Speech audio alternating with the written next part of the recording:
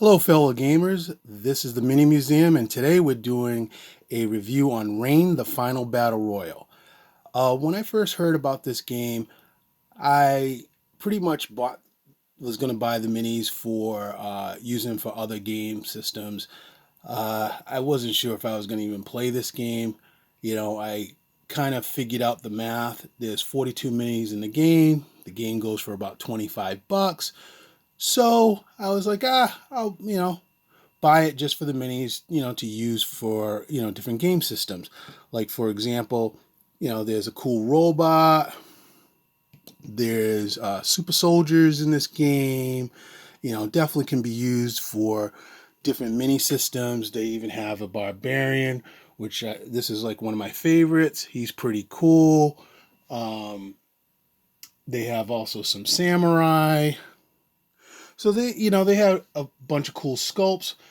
But then, I kind of looked into the game. I saw a couple of tutorials on it, and I was like, you know what? I said, let me try this game out.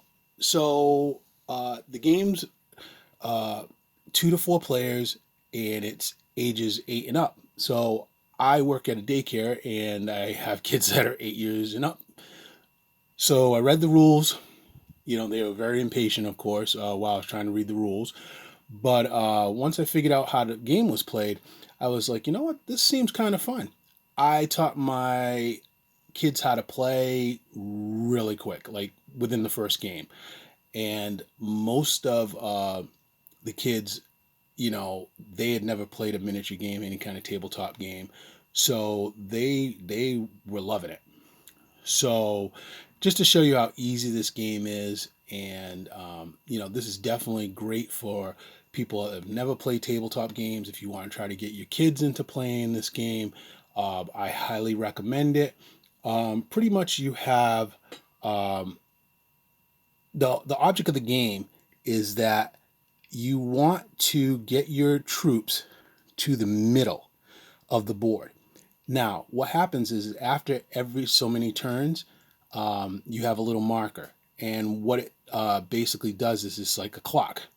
And once you get past 9 turns, what happens is one of the land masses will go away.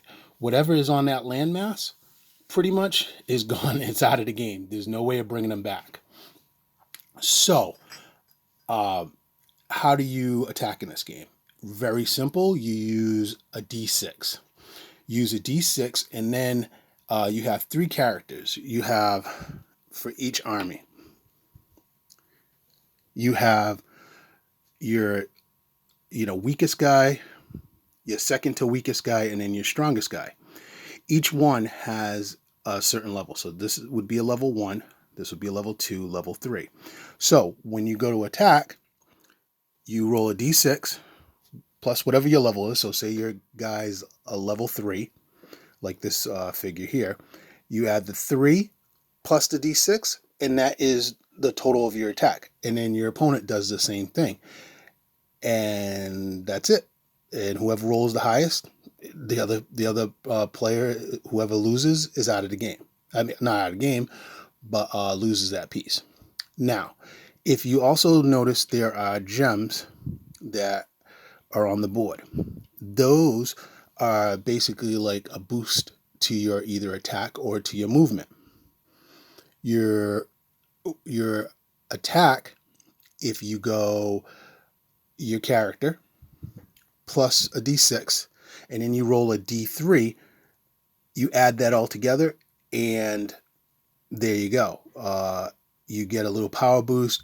Your opponent can do the same thing. So what it is in the game, when you have a turn, all your characters move 3 spaces. So you could decide to go 1, 2, pick up the gem, and then you hold on to the gem until you need it later on in the game. So if it becomes your turn again, and say you wanted to use this character to attack this character, you have to declare it before you do the attack. So you have to say, okay, I'm going to cash in a power gem. You move your character, and then you attack.